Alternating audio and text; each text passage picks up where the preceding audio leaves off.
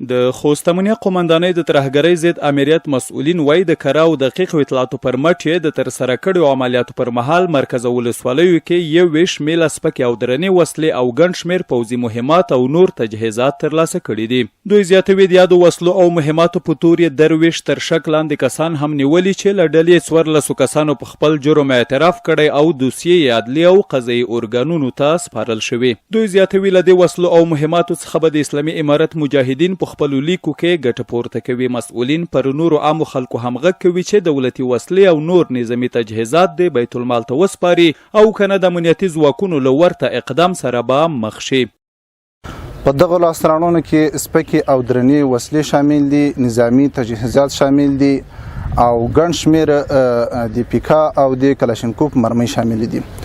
له دې جملې څخه 14 میله کلاشینکوف، 15 میله توپانچې، 1 میل راکټ، 1 میل پیکا، 1 مین، 1 د مین پاکۍ لویه کامره او زرګونه فایره د راکټ او د پیکا مرمۍ، 6 فایره مخابري، 12 دانې فشاري مینونه، 7 دانې لاسي بمونه، ګڼ شمېر نظامي تجهیزات موجود دي.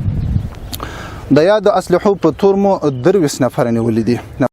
ورته مهال د یاد امریت د کشف مسؤلین وایي د امنیتي ځواکونو او ولس ترمنځ ښه همغږي او کلک یووالی شتون لري چې له امله یې غوره امنیتي فضا رامنځته شوې ده. د دې شاهدان کړي یو چې لله الحمد د خوست ولایت په ټوله جغرافیه کې امن او د اطمینان فضا ده او له ټولو خوست میشتو ولسونو څخه مو غوښتنه ده چې په خوست ولایت کې کوم اشخاص د اسلام او د نظام خلاف کړنې ترسره کوي د داسې شومو کړنو د مخنیوي په خاطر له موږ سره پوره همکاري وکړي.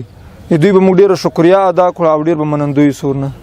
د یادونې ده چې له دې وړاندې هم امنیتي ځواکونو ګڼ شمېر په جنایي پیښو کې ښکېل کسان او غله نیولي چې دوسیې د مهال عدلي او قضایي ارګانونو ته سپارل شوي دي.